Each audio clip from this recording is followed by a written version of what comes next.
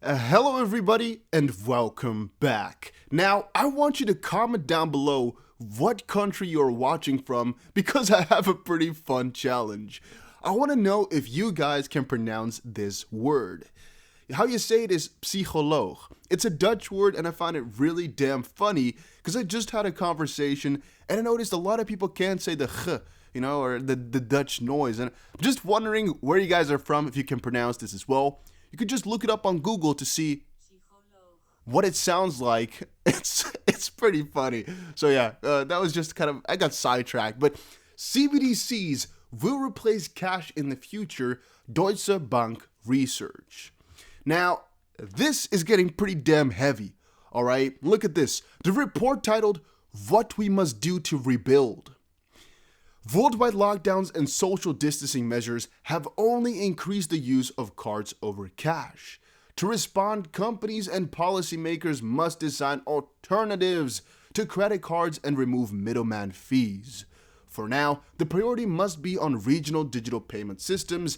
And, ladies and gentlemen, I don't want to frighten you, but the more I'm reading into all these theories and the more I've been reading yesterday and even the day before that, we saw that letter from, or I guess against the OCC, the more I'm thinking they're playing, first of all, a game with us, but also that a lot of this stuff has been deliberately done, and I don't want to speculate too far because I know that I have to, use some of my boundaries that I put in place, but think about this for a little second here.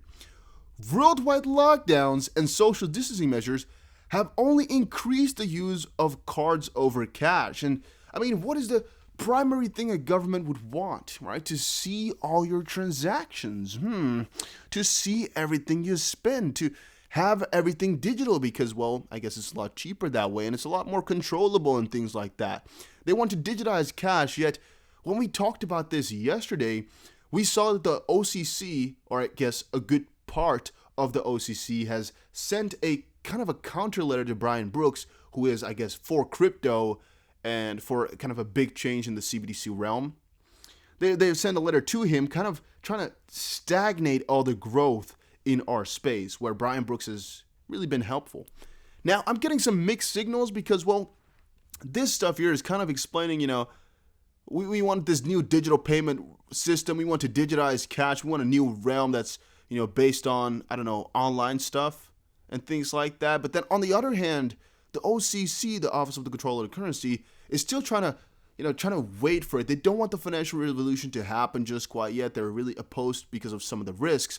But those risks mostly come down to the US dollar devaluing. So maybe to a certain degree, they just want CBDCs out there where the government has all control, but they kind of want to rule out every other way of currency, which is kind of what I'm guessing, because this article here is saying CBDCs will replace cash in the future. And the other article, I guess the counter letter from the OCC, was about, I guess, stablecoins and things like that possibly breaking the US dollar or the banking system. I'm scratching my head here because I'm thinking it kind of all comes together to kind of stay FU to our faces of having, a free will in choosing our payment methods, because it's kind of looking like CBDCs are going to be our only option eventually, which is rather strange as we don't know perfectly yet how they want to come through with all these CBDCs. It's still kind of a mess exactly how this is all coming along.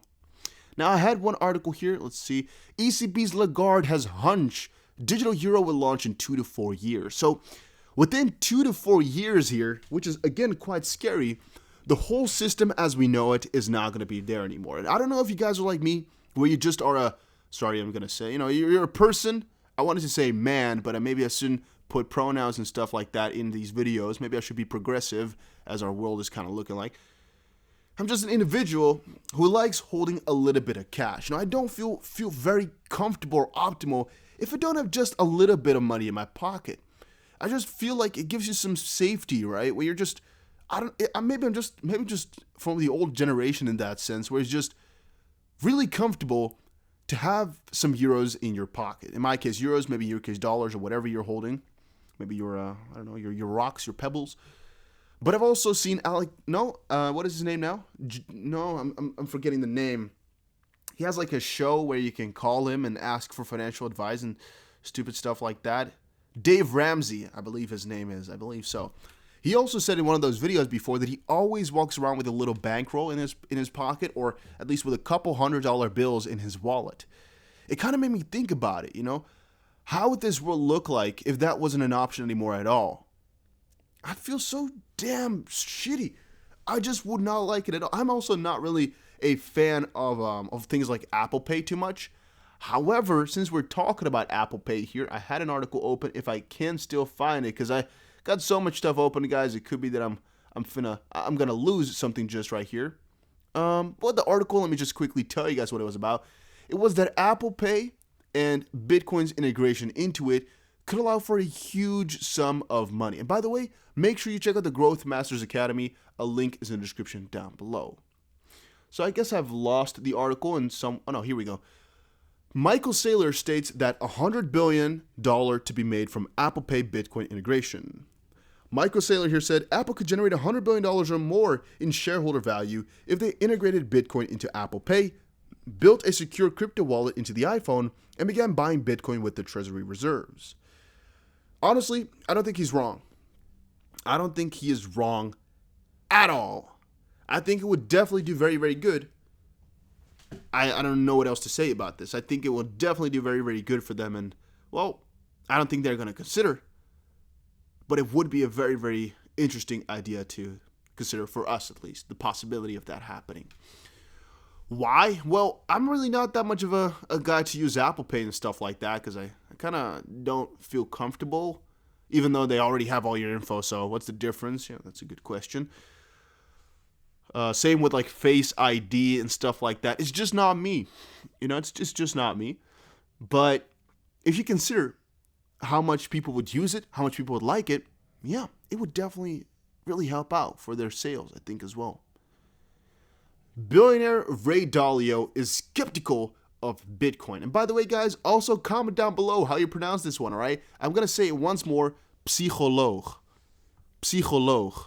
I already want to see a couple of people try. Maybe I should accept submissions of people trying and saying, psychologue. I can already feel it going. It's going to be amazing. But just try it, all right? Try to repronounce it. There's a lot of Dutch people watching, by the way, like 5% or so they'll be fine. But I'm hoping everybody that's from America, especially Texas or Australia, that you can't do it. I hope. That would be really, really funny. Sadir Japarov, presidential elections will be held using blockchain tech.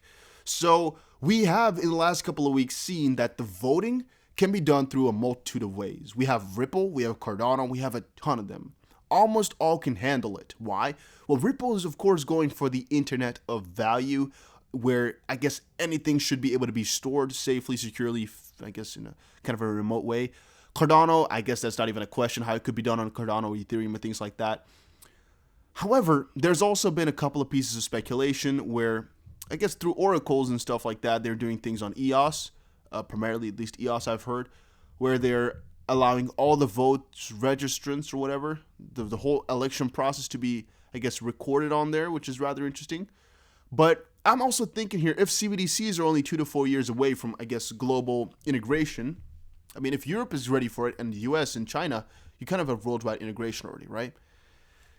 And if that's done, it really won't be too long, and maybe already the next election, that since we have this very big problem in the US right now with transparency, everything is going to be recorded on there. But I'm also wondering how exactly they're going to be doing that, because I'm wondering, will everybody need to put their name on blockchain then or something like that? Or how would that work? Because, I mean, you can verify that it's a real vote, but you also have to verify that it's a real person and that this person has never made a vote before, right? So there's two options I'm thinking. One, there's like one voting kind of number per person. However, from that perspective, you still have to really make sure all dead people, that's been what a part of speculation is about, are excluded from that. And I'm also kind of wondering how exactly that's going to be taking a toll for people that don't vote, because theoretically speaking, they could also mess that up by, people that don't vote, we put them in differently, or to a certain degree, depending on who arranges what and how this is done, it could be that, well, they send their thing, but the people who put it on the chain might still do it differently, right? And some have said, okay, Oracle, well, there's a lot of different ways you can arrange this, but ultimately, it's always going to be fraud sensitive, and thus, I don't know if it's really, something we should really think is going to take over. It can be logged on there perfectly, but you're still going to have to trust the entity that is doing the logging. However, this article is not about that. This one is talking about the Kyrgyzstan's election, which is going to be held on there, but I don't know if you guys are that excited about it. It just made me think about the US one. All right, we just saw a skeptic. Why and what does this matter? Well, there's going to be more and more skeptics of Bitcoin coming up here. And I mean, it's not really strange that people who are stuck to the traditional system hate Bitcoin. I don't think that's really strange. And even if you ask me here, I don't think Bitcoin can really last 100 years. I don't think so. Why? Well, proof of work doesn't work. And eventually it will get beat. So it's just a question of wits and when eventually people are going to switch over. For right now, though, it's a perfectly good coin because it's digital gold. But eventually, either it will be cracked or there'll be some bigger regulations against it, which can hold it down. Or I guess on the same note with being cracked, then it being cracked for good by the supercomputers. Here we go with Michael Saylor, as we said before. Bitcoin Cash holders dump millions ahead of hard fork. I just got a notification as well, Bitcoin Cash hard fork. I'm not trying to participate in that though at all. A lot of people have sold their Bitcoin Cash. Yeah, I'm just thinking Bitcoin Cash is a shitty coin anyway, so I don't really care. But if you look at the price here, it doesn't seem to have been, I guess, hit that catastrophically, but it was. A lot of people have gotten rid of their coins, but I'm guessing a lot of people have also started to buy it, which is rather interesting. All right, then PayPal's crypto trading goes live in the US, and I believe the last one was about that one too. No, it was not. PayPal's crypto trading goes live in the US. I must have had another one open, but I guess I lost it here in the midst of things. The thing is, though, yeah, they first wanted to get a little bit of a trial going on for some guys, but eventually I think they were just like, you know what? Let's not go for trial. Let's just go fully heavy into this, and let's give it up to anybody, right? And I think that was today, maybe yesterday, that they announced this. And some have said that this is what is causing Bitcoin to surge right now since this news came out, as this is also what caused one of the earlier spikes to happen. PayPal's news that they were allowing a lot of US customers to buy.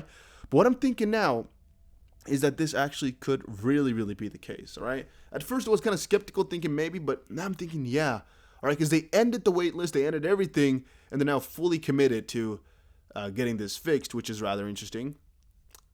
300 million people just got access to Bitcoin and crypto. It's pretty damn bullish, especially if you consider from the statistics of before that retail investors are not causing this big bubble just quite yet, all right? It was mostly institutional, as retail has not yet gotten that much interest in it. Bitcoin is now the 20th biggest asset by market cap. Bitcoin's market cap is bigger than PayPal, Verizon, Citigroup, and even Zoom. I don't know if this is a statistic to boast about, but I guess maybe it's something cool to think about. Bitcoin is now the 20th largest thing.